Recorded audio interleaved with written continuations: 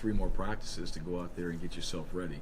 So you take advantage of it like that, but you just don't put it away. That's the thing. That's the only difference. And that's the reality. I think our guys understood that. I think we understood as coaches how this week was going to look from that standpoint. But we have to use that to our advantage.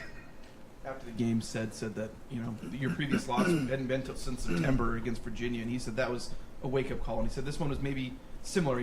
What do you consider this? Something like coming off of that game where it was a tough conference opponent and you had to play him again. So how do you guys view that loss, turning it into another game, playing them once again? Well, I think we view the loss like we do any. You're disappointed. I hope our guys are. I hope everybody's disappointed. I don't think I said it last week. Every time you go out there and you play or you coach, it's to win. And I don't know any other way. I think that's crazy if it's not. But we didn't. That's the reality, and there's nothing we can do about that now. So what we can do is we can learn from it, and guys can apply the information from the game, what went on. There's so many things that are not on. You can't just take off a film. When you go experience it, which they did, now you're going to turn around and play them again. Hopefully they take that information as they're watching film. They can have it more fresh in their minds of what they're going to expect. And as we put our plans together and prepare, they should know what they're getting into. And I thought they did as well. I mean, credit to Fresno State. I think they've done a very good job. They got a very good football team. I said it before. They're very well coached. But I'll say this about our guys. I think, our guys are hungry too.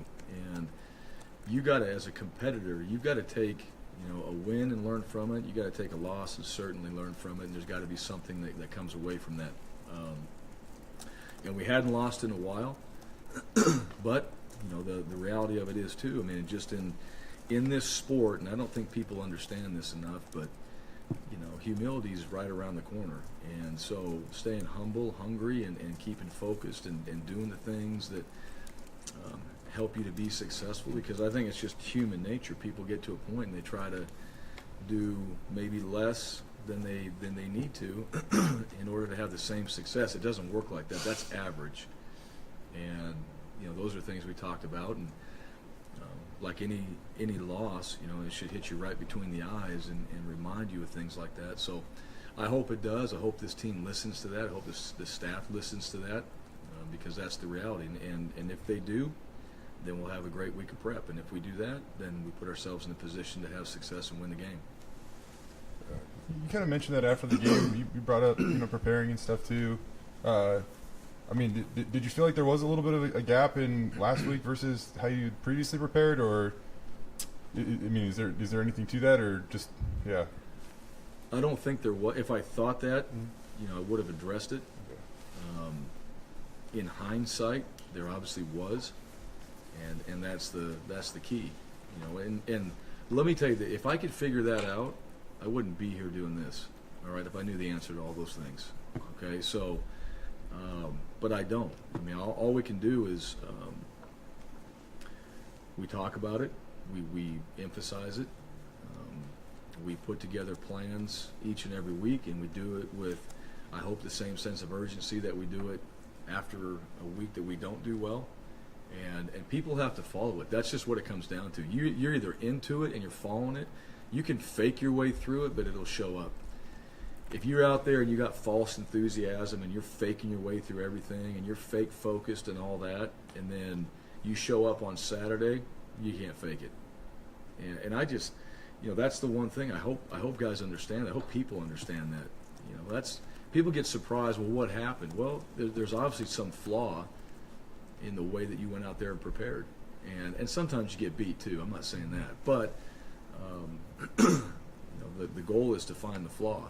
The goal is to prepare ourselves with the right mindset that we have to have. And we all know this. Anybody who's ever competed in their life, when you're ready, and when you faked your way through it, and you're hoping. And there's two different things that go through your head when that happens. So, I thought our guys worked hard on Sunday, and we hashed out some of the things that we felt like we needed to in this room, and I hope they listened. And we'll find out today. They're either going to be, sitting around at home and doing nothing, or they can be watching film and preparing. They're going to show up at practice tomorrow, and they're going to have their notes out ready to go, or they're going to have their pen sitting next to it and just sit there and just act like they know what the hell's going on. And that's what it comes down to. You want to go out there and you're playing in a championship game. You want to win, then get yourself prepared and do it the right way. And so that remains to be seen. I can't answer that question right now. We got days leading up to the game. When the game's over on Saturday night and we're sitting in here, I'll answer that question for you. What's the profession like when it's what have you done for you lately? You have a game, you lost Saturday, and there's criticism, but then all of a sudden, if you win Saturday, you win the Mountain West Championship, which is the goal all along. Right. So what's it like to, for you guys, the players, coaches, to be a part of that where it's week to week and vary your people's opinions of you? Yeah, I think that's just how it is. I've coached undefeated seasons, and I've, you get criticized for that. I mean, you won by 40, not by 50. How disappointing is that? I mean, unbelievable. What were you doing all week? And it's just, it is, here's the one thing. Over time, and I'll be honest with you, I mean, that stuff you block out. And that's just something I think it comes with maturity a little bit and just kind of being okay with just the way things are. But I pay zero attention to that. I really do. Now, unfortunately, I know other people in this program do. And but it hasn't affected me from that standpoint. I mean, it is what it is. And it's not just us, it's everywhere. And when you give people a platform to have an opinion, most people, there's a lot of negative people out there. And, you can tell, I mean, it affects their lives. You're negative things happen to you. I suggest people be positive, and positive things happen to you, but nobody's going to listen to that. There'll probably be a negative comment about that, what I just said. But that's the reality. I don't know how to say it anymore. I mean, if you're negative and you always have something negative to say, you have a negative life. That's just how I think about it. If you're positive and you have some positive things to say, even about other people that upset you because they didn't quite accomplish what you wanted, which you had zero to do with, it's crazy sometimes. So, just enjoy it. Sports are awesome. It's one of the best ways to bring people together, and football certainly is that. We live in a different world, and it is what it is, and people are entitled to their opinion. But what happens in these walls and what we do in here, that's really all that matters. And unfortunately, that's hard to get relayed to everybody that sits in these seats. Is that doesn't matter. That doesn't matter. The guy that's sitting there eating Doritos at 3 p.m. and talking about you, who cares? It doesn't matter. It has nothing to do with whether you're successful in practice or not. But, hey, when everything's good, everybody wants to read about when it's good, and then they want to shut it down when it's bad. Well, if you're going to do it, do both. Take the good and bad. Otherwise, don't read any of it. And just go with what the people around you that you trust and tell you how things are and what we need to do. Focus on that. And when it's all over, you don't play football all year long. That's the greatest thing about it. You don't play football all year. Okay? You play it for a season. When the season's over, read all you want. You want to go distract yourself and waste your time, read everything you want to read. And then get yourself refocused. Or you can go pick up a good book and do something to actually better yourself, in my opinion. But again, that's my opinion. So, opinion of me only. I want everybody to know that. All right. So, if you have a comment on that, by all means. You talk a lot during the season about one-on-one battles. Yeah. You look at films, players get a sense of what they're going to see. What can they gain from actually lining up and playing against somebody like an offensive lineman against a defensive lineman? Sure. Cornerback against a receiver. What can they gain and what can they take into the next game? Well, I think a lot. I mean, one is, I think strength in this game too. If you're talking about O-line and D-line, you're going to come off the ball, you're going to hit somebody, and they're either movable or immovable. And you may not know that when you're watching tape, and you can't tell, the power of the guy you're going against. You may not know the speed or the way the guy plays you or grabs you or his strength in his hand. There's so many things when you go play somebody, right, and that you can learn, and now you get a chance to go back and do it again. So, all those things, you're locking that in. And sometimes, you play somebody again, but it's might be a few weeks down the road and things change, or they might be a little bit hurt or something happened along the way. Not in this one. I mean, it's so close. It's back to back. So you got to take that from it. You got to apply it. And what does that mean? Those guys know that. How's it going to change the schemes and all that? Don't know from that standpoint, but I think those guys can certainly learn from it.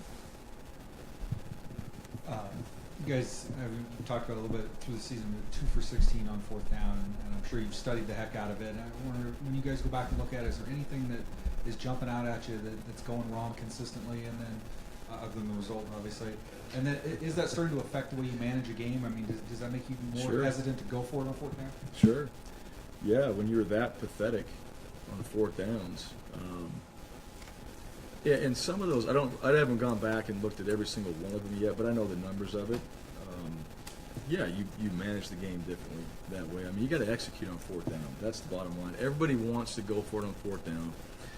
Everybody wants you to go for it on 4th down, and then you know what? You practice it. We practice it.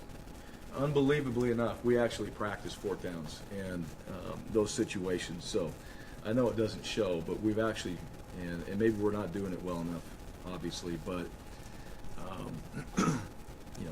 it comes down to you got to make plays. I don't know any other way to say it. You can have plays and all that. 4th downs are about making plays because the guys in the field, they want it, and we certainly had a situation.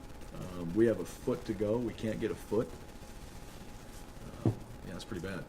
So, yeah, as far as how you manage it, you can't go out there and get a foot, then that's pretty frustrating, to be honest with you. So, our 4th downs, that's just, I've been on teams. I've had some really good 4th down teams that I've coached before, and they don't operate any different. For whatever reason, we're not. We're a very poor 4th down team. So, goal is don't get yourself in 4th down. All right. Try to convert the 3rd downs, which we want to do better there in the money down situations. And you know what? Hey, we had some 4th downs. We went to kick, and we missed one. But then we operated from that point on pretty well. And we do trust our punters, and we feel good about having the ability to pin and play the field position battle. Sometimes on the field you don't want to do that. You sit there and play the game. Well, if he kicks it in the end zone, I mean, what's the percent? What's the difference in the yards? Not very much. But you also have to have some confidence you can get it done. And we're going to keep preparing for it. We haven't given up on it. I can promise you that. We're going to keep doing it, and we're going to get better at it. And we're going to find a way to coach it better and help our players execute that situation. Obviously, 1,000 times better than what we've done. You guys have been a little banged up at that tight end position, so curious